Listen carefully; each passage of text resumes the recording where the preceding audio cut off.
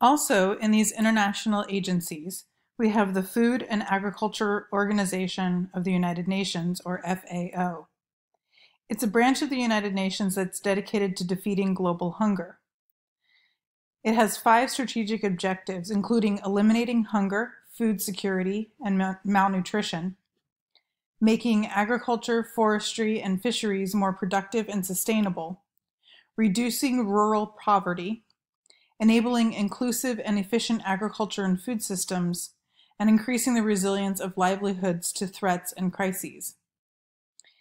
Its idea is to boost the efforts of fisheries and small-scale fish farmers and promote sustainable aquaculture, and also to find solutions to tackle problems associated with illegal fishing, contamination of aquatic environments, and climate change. All of these are essential components of fighting infectious disease, because many infectious diseases that we've learned about this semester are directly related to the nutrition levels of the infected individuals. The more malnourished an individual is, the more severe disease symptoms can be. The United Nations also has the International Children's Emergency Fund, known as UNICEF. It provides children with health care and immunizations, safe water and sanitation, nutrition, education, emergency relief, and more. As we've discussed, many of these components are essential components at fighting and combating infectious diseases. UNICEF USA's efforts since 2000 have prevented 30 million new infections of HIV and AIDS, and have averted nearly 8 million deaths. In addition, 15 million people living with HIV are now receiving treatment, which is preventing mother-to-child transmission of HIV. Médecins Sans Frontières, otherwise known as Doctors Without Borders, or MSF, was founded in France in 1971 by physicians and journalists, and also acts as an international organization as a nonprofit. Its goals is to assist those whose survival is threatened by violence, neglect, or catastrophe, primarily due to armed conflict, epidemics, malnutrition, exclusion from healthcare, or natural disasters. MSF, or Doctors Without Borders, is often on the front lines combating some of the most dangerous infectious diseases in the more dangerous areas of the world. The World Bank is also in line with a lot of public health agencies around the world and has evolved to become the world's largest external funder of human health. It has supported public health projects and fostered immunization around the world. The World Organization for Animal Health has also played an important role in food security and elimination of poverty. This is known as the OIE. Of particular interest was rinderpest, also known as cattle plague, which caused high mortalities in cattle, but can also affect domesticated buffalo, antelope, deer, giraffes, and a few other species. While this is a disease of domesticated animals, these domesticated animals provide important food sources for many people around the world. And so in combating rinderpest and other animal diseases, we're actually helping humans and their food security and their overall health as well. In fact, this agency was able to eradicate the second disease that has been completely eradicated out of the natural world. Remember, smallpox was the first and only human disease to be completely eradicated globally.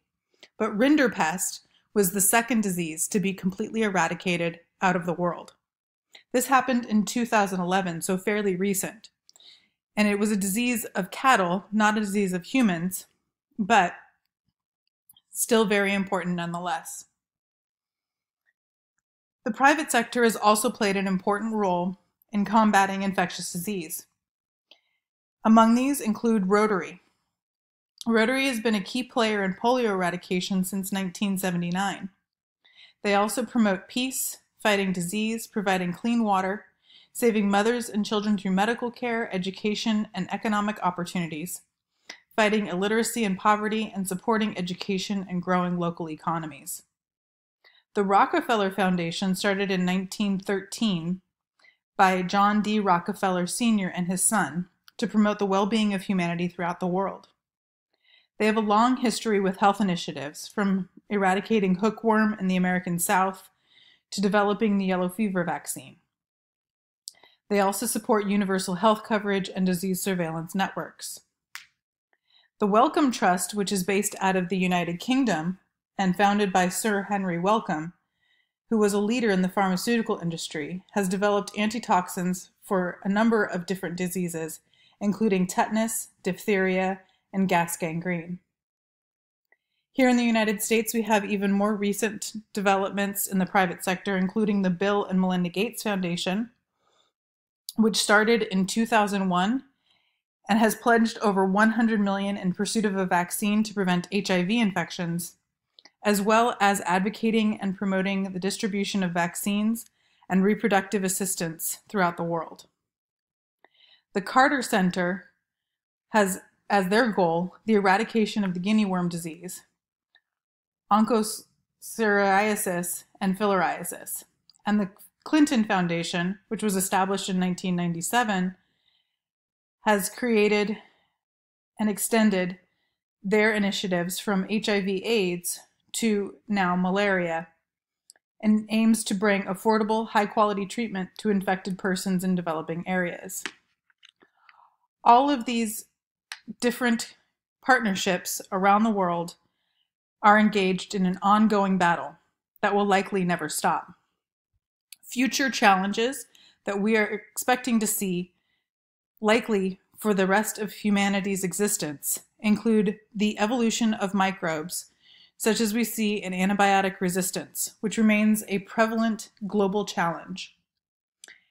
Also, outbreaks of vaccine-preventable diseases are on the rise once again due to vaccine complacency and misinformation. This has led to an increase in measles, chickenpox, and whooping cough in the United States and other industrialized countries. This has demonstrated a need for strict measures of surveillance and reassessment of immunization schedules. Foodborne diseases continue with a high profile in the United States and around the world. For instance, recently in 2018, a 36-state outbreak of E. coli 0157H7 caused by contaminated romaine lettuce resulted in 210 confirmed cases, 5 deaths, and 96 hospitalizations. In addition, advancements in technology have dramatically improved the lifespan and health of humans, but these advancements have led to a number of individuals alive today that are immune compromised. This means their immune system is not functioning completely normally, and as a result, they're in need of additional assistance by the medical community. This is both in HIV and AIDS patients, in the very young and the very old, and also in organ donor recipients. These organ donation recipients are on immunosuppressant drugs, sometimes for a few years, sometimes for the rest of their lives. They need to be on these immune suppressant drugs in order to prevent rejection of the received organ, but because they're on immune suppressant drugs, their own immune system cannot fight off infectious diseases as it normally could. These individuals that are immune compromised are much more likely to be infected, and as a result can be individuals that are more likely to transmit infectious diseases. Emerging pathogens also pose a unique challenge for physicians to recognize, diagnose, and treat infectious diseases. These emerging pathogens can come from different animals or other organisms as they hop the species barrier and are a result of constant random mutations that occur in nature as a result of evolution. Natural catastrophic events will also continue to occur, and in their aftermath will be an array of microbial-related public health problems. Research is absolutely required in order to combat these new infectious diseases. Not only that, but some microbes are thought to be the cause of diseases as yet that are thought to not be related to microbial infections. This includes things such as autoimmune diseases that, as of today, still do not have a definitive answer as to why so many individuals have acquired these autoimmune diseases. Autoimmune diseases could be related to microbial infections, but further research is needed. Some biologists believe that many chronic illnesses are microbial in nature. More research suggests that the disturbance or dysbiosis of healthy gut bacteria may play a role in certain diseases, including diabetes, atherosclerosis, strokes, allergies, arthritis, obesity, Crohn's disease, inflammatory bowel disease, ulcerative colitis, colon cancer, Parkinson's and Alzheimer's disease, anxiety disorders, multiple sclerosis, and asthma.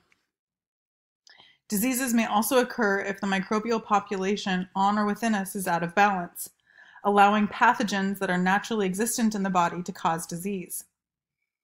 The important thing to remember is that in most of the cases around the world, however, a lot of the infectious diseases that we see and the deaths due to these infectious diseases are a result of poverty and not primarily of the microbial community.